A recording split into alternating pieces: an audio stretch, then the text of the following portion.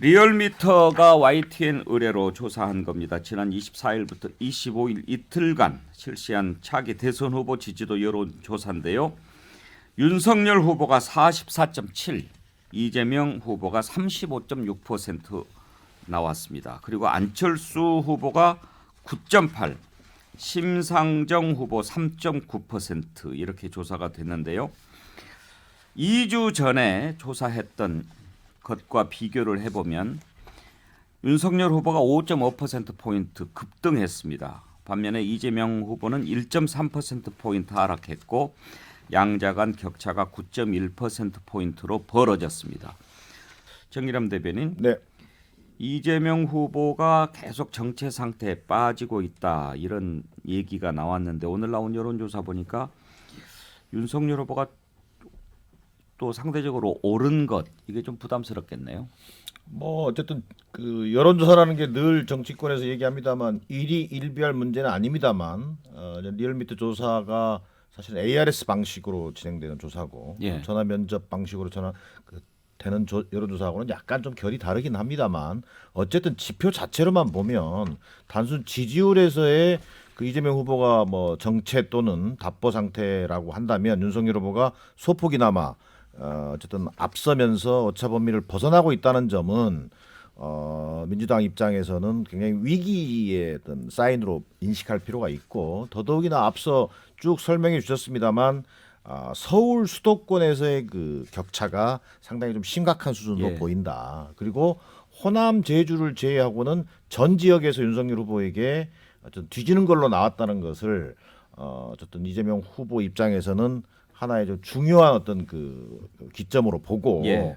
지금 왜 이런 그 중도층 여론 또 정권 교체 여론 이런 모든 영역에서 지금 우리가 뒤처지게 됐는지에 대한 근본적인 처방을 내놓지 않으면 사실은 이 상황을 돌파하는데 상당히 애로점을 갖게 될 거다. 한 말씀만 들으면 과연 이게 이재명 후보가 최근 큰절 사과도 하고 눈물로도 호소하고 있습니다만 그것을 뛰어넘는 소위 이른바 지금 그 이재명 후보와 민주당에게 보내는 국민적 어떤 그 갈증을 예. 도대체 어디서 찾아서 거기에 대한 답을 내놓을 것인가. 거기에 아마 그 답을 내놓는 게 지금 이재명 후보나 우리 민주당의 과제가 되고 있다. 뭐 이런 판단입니다.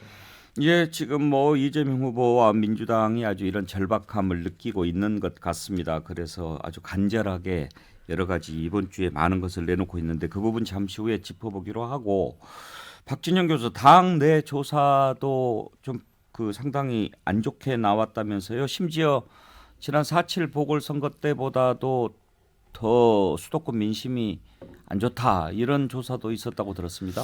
예, 뭐 당내 조사는 이제 언론에서 이야기할 수는 없습니다. 예. 뭐 그렇기 때문에 구체적으로 말씀드리기는 어렵고요.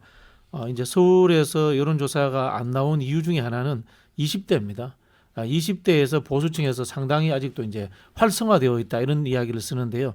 특히 ARS 전화가 돌아가면은 보수 응답자들이 필사적으로 이게 전화를 받고 응답을 합니다. 그 이야기는 뭐냐면은 그만큼 정권 교체론이 지금 광범위하게 아주 강고하게 퍼져 있다 이런 뜻이고요.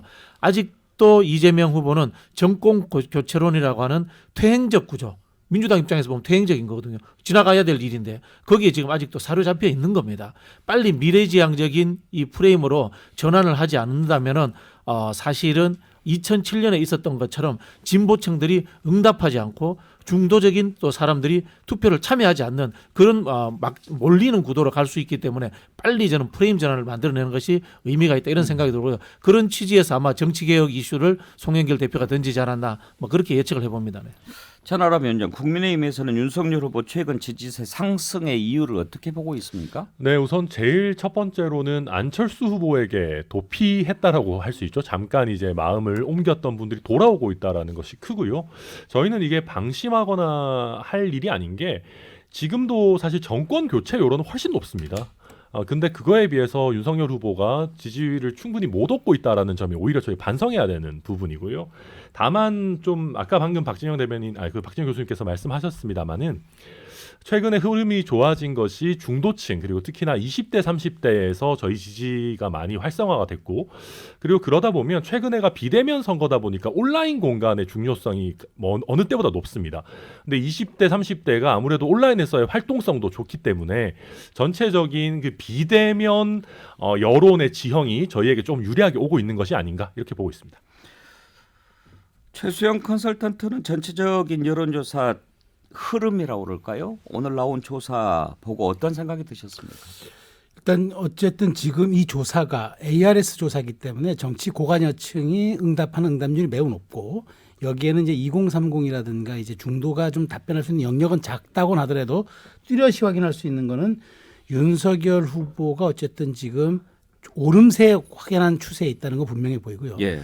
이재명 후보가 분명한 건 지금 완전히 지금 우리가 박스권이라고 표현하지만 실제로 보면 아주 정체기에서 한 달째 벗어나지 못하고 있다는 게 이것도 확인이 되고 예. 안철수 후보의 부상이 주춤해 있는 지금 말하자면 보합세에 들었다는 것도 확인이 되는 그런 지표라고 보여집니다. 물론 이제 이게 과연 이것이 이제 다른 여론조사의 선행 지표처럼 작용할지는 한번 지켜봐야 될 부분이긴 한데 어쨌든 저는 여기서 지금 우리가 주목해야 되는 건 윤석열 후보가 과연 그럼 이 지지율을 계속 가져가겠느냐라는 부분인데 저는 여기에 대해서 약간의 아직은 뇌관이 좀 많다고 봐요. 첫 번째가 뭐냐면 이준석 대표와의 또 다른 또 갈등 지점이 공천 문제가 있어서 이게 좀 뇌관으로 작용할 가능성이 하나가 있고 또 하나는 이제 어쨌든 홍준표 의원과 유승민 의원의 합류 여부가 아직은 또 다른 이제 말하자면은 또 불씨를 안고 있는 사안이 이어서 윤석열 후보의 지지율 여론조사 전문가들은 크리스탈 지지율이라고 얘기하더라고요. 깨지기 쉬울 수 있다. 가변성이 너무 노정되어 있다라고 이제 그런 분석인데 어쨌든 저는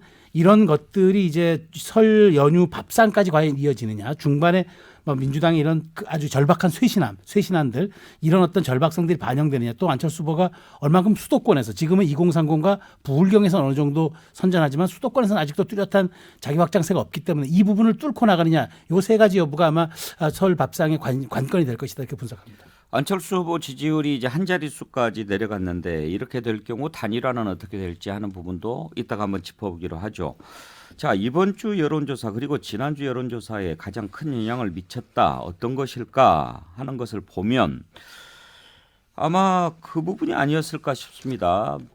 김건희 씨 통화 내용 방송을 두고 이게 윤석열 후보한테 매우 불리하게 작용할 것이다라고 했는데 거의 뭐 영향을 못 미쳤을 뿐만 아니라 오히려 반대로 나타났고 그 반사 효과로 그러면 이재명 후보 욕설도 방송해라 이렇게 이야기하면서 오히려 이재명 후보 욕설이 더 부각이 되는 이번에 이재명 후보 지지율이 좀 빠진 것은 이 욕설 관련 부분이 부정적인 영향을 미쳤다가 50%가 넘었어요. 50.3% 나왔고 김건희 씨 7시간 통화는 어떠냐? 부정적이 44.5, 긍정적이 19%인데 오히려 이재명 후보 욕설이 부정적 영향 줬다는 게 더 높습니다. 정진남 대변인, 네. 되로 주고 말로 받은 그런 느낌이에요.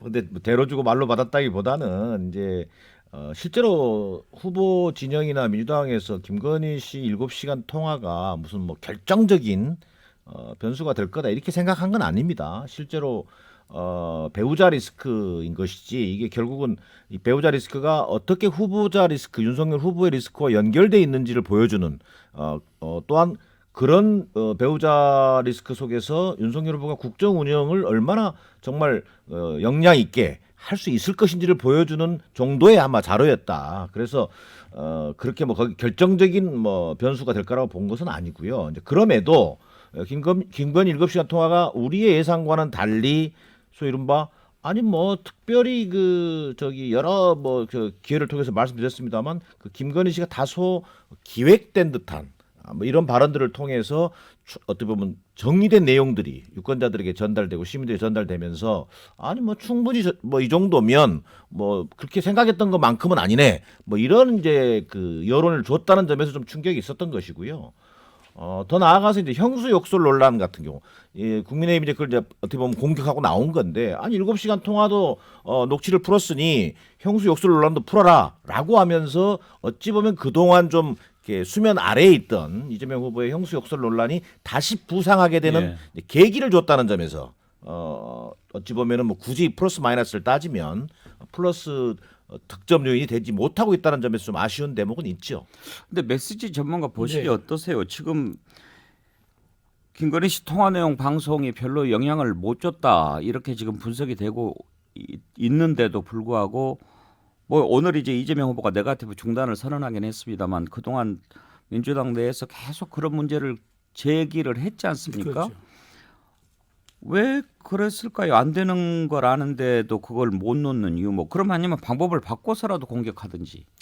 그 제가 보기에는 이제 그 민주당이 사실은 이게 이제 도덕적으로 차별화되지 못할 때는 오히려 상대방의 흠결을 드러내면서 내 잘못을 상대방 잘못으로 덮는다의 전략으로 가려고 했던 것 같아요. 그런데 그게 이제 국민들이 사실은 그 피로감을 넘어서서 이제는 이제 그런 거죠. 대선이 40일, 50일밖에 안 남았는데 또 그러면 녹취냐라는 부분에 대해서 이제 거부감을 맞았던 것 같고, 그다음에 민주당이 곤란한 점들을 좀 피해갔잖아요. 이른바 미투 의혹도 나오면 그런 것들에 대해서 오히려 정면 대응하면서 여성들의 표심을 자극했어야 하는데 그런 건 피해가면서 무속 논란만을 공격하니까 그것도 선택적인 말하자면은 공격 아니냐 이런 또 역풍도 불러일으켰죠. 그러니까 전반적으로 보면 민주당의 대응 기조가 굉장히 말하자면 전략적인 좀 편파성에 좀 갇힌 그런 느낌 들고, 오히려 국민의힘은 대단히 큰 실전 포인트라고 생각했던 것이 무승부로 끝나니까 이건 오히려 다시 이제 역공을 펼칠 수 있는 전열을 정비했던 계기가 된 것 같아서 민주당이 어쨌든 대선 50일 남은 전략의 김건희 녹취록을 뭐 당이 주도하진 않았지만 어쨌든 그 분위기를 이끌어간 것은 피할 수 없는 그런 그 지점인데 그 부분에 대해서는 민주당이 전략적인 저는 패착이라고 봐요.